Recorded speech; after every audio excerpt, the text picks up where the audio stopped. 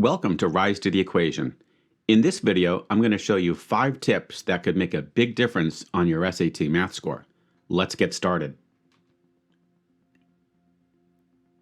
The first tip is one of the most important strategies for the SAT, which you can use over and over again.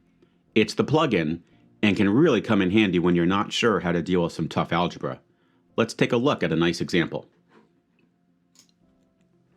So we have x to the fourth minus 8x squared plus 16, and we're asked to figure out which answer is equivalent. Let's suppose you have no idea how to factor this expression. No problem. Just plug in a convenient value for x, say 0, and find the value of the expression. In this case, it's pretty obvious. It's 16, right? Okay, circle the 16. That's your target answer. That's the number you want to get in the answer choices when you plug your value of x equals 0 into the answers. Now start with A and plug 0 in for x. For this choice, I'll be extra deliberate so you see exactly how it gets plugged in. You would get 0 minus 2 squared times 0 plus 2 squared. That's negative 2 squared times 2 squared, and that's 4 times 4, or 16. That does match our target answer. So what do? Do not pick it yet. You must check all answers to be sure there's not another one that could also equal 16. So just put a dash next to it to show it's a candidate and move on to choice B and do the same thing. Plugging 0 in for x, you get 4 times 2 times minus 2, which is negative 16, so we can cross that out.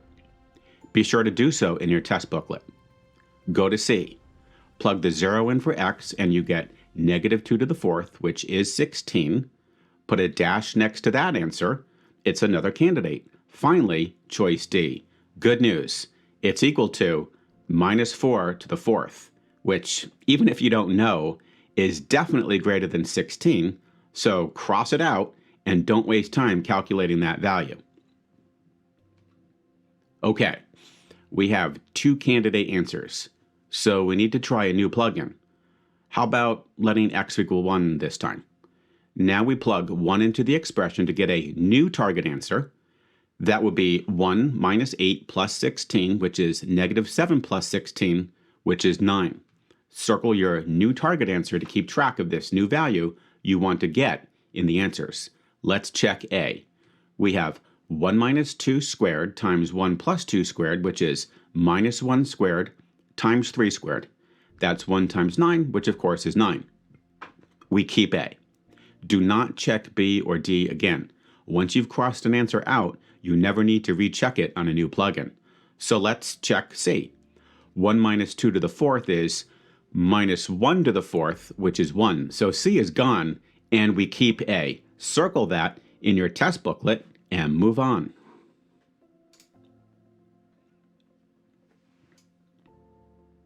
Often you're given an expression or equation in the problem which looks threatening at first, but as soon as you simplify it, the threat is extinguished.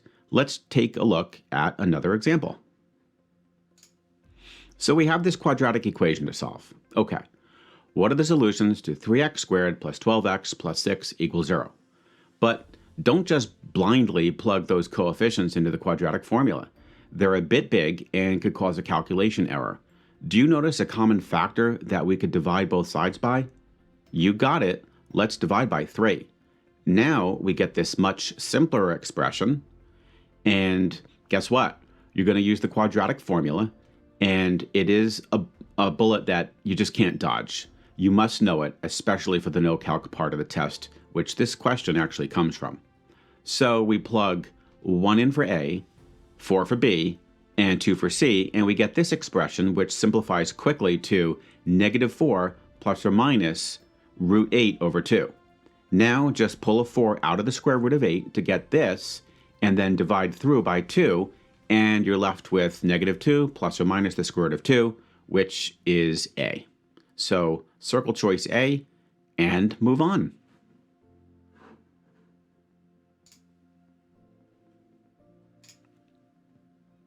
For tip 3, we'll look at an example of sketching the graph of a function when the graph wasn't even given. A lot of students actually miss this particular question, And for a simple reason. They didn't bother to sketch the graph of y, and they just made a guess. So let's do this the right way. First, quickly draw your xy axes. Then locate the zeros of the function y. Since y has already been factored for you, the zeros are easy to get. Just set each factor equal to 0. I'll do that on the side so you can see my work. Now label the zeros on the x-axis. Time to sketch the graph. It's a cubic polynomial since x is multiplied by itself 3 times. The graph will come from the right above the x-axis. It will then cross through the x-axis at 1, remain negative for a bit, then head to x equals -1, slicing through it, continue positive, and finally head to -2, and slice right through, headed to -infinity. Now we can nail this question. The a values, which are really just x values, since they were given as the point a comma b, are between -1 and 1 inclusive. They want a value of b that would not occur. Always circle important words like not. So if we draw in these vertical lines to pinpoint the region of x values from -1 to 1, we can easily see that the b value, which is really just the y value, is definitely not 1. And that's our answer. Hey guys, do me a super big favor and hit the subscribe button plus the bell icon to get notifications. I'm planning a bunch of new SAT math related videos, so if you subscribe with notifications, you'll be the first to know when they come out. I'm also going to do some other videos for AP tests like AP Calc, AP Stats. I'm also going to include a bunch of really cool hacks for your calculator. So yeah, please, if you could just hit that subscribe button, I'd super appreciate it. And also, if you just like math in general, I think you'll enjoy my other videos. Okay, are you ready for tip 4? Let's go. Sometimes near the end of the section, you think the SAT has given you an easy question. Don't drop your guard. The questions are actually designed to get harder towards the end of the section, so be cautious and make sure there's no way you could have overlooked something. This is number 14 out of 15 on the No Calc math section, so be alert and do not drop your guard. We're given a graph as shown and asked to find the value of x for which f of x equals 0. Here, the common mistake is to find f of 0, which would be 4. Read carefully. Are they asking for f of 0? No. They're asking for the x value that makes the function equal 0. Be sure to circle this in your test booklet for emphasis to prevent annoying, careless mistakes. Once you read the question carefully, you'll be sure to get it right. There are actually 3 values of x for which the function is 0. -2, 1, and 2 point something. In this case, the answer would be 1. So just to clarify, since you'll see a function question on every test, if they ask for f of a specific number, like f of 0 in this problem, you're looking for the y value. If, on the other hand, they're telling you that f of x equals some specific number, like 0 in this case, then you're looking for the x value.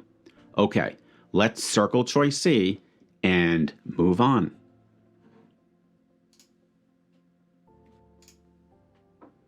Here we go. This is our final tip. Simultaneous equations, especially those on the no calculator section, can often be solved with a clever trick. Let's take a look. So here we're given a system of equations and they're asking us for the value of 3x plus y. If you get a question like this, do not solve for x and y independently. It's a complete waste of time. They aren't asking you for that anyway. They want 3x plus y. So check out what happens if you just add these equations vertically. You get x plus 2x, which is 3x, 2y plus -y, which is y, and 10 plus 5, which is 15. So the answer is D. You can also do the same trick using subtraction. Suppose they gave you, how about 2x minus 7y is 3, and x plus 4y is -7. And they're going to ask you for the value of, say, x minus 11y. Why don't you pause the video and see if you can get the correct answer. So here, we'll just subtract the two equations. When subtracting, be sure to put your entire equation in parentheses as a reminder that the subtraction is carried through for the x, the y's, and the constants. So 2x minus x is x, negative 7y minus 4y is negative 11y, and 3 minus negative 7 is 10, which would be the answer. Great job if you got that right. I hope you enjoyed this video. If you did, please give it a like and consider subscribing. Also, I'd love to get your feedback in the comments. Thanks for watching, and see you soon.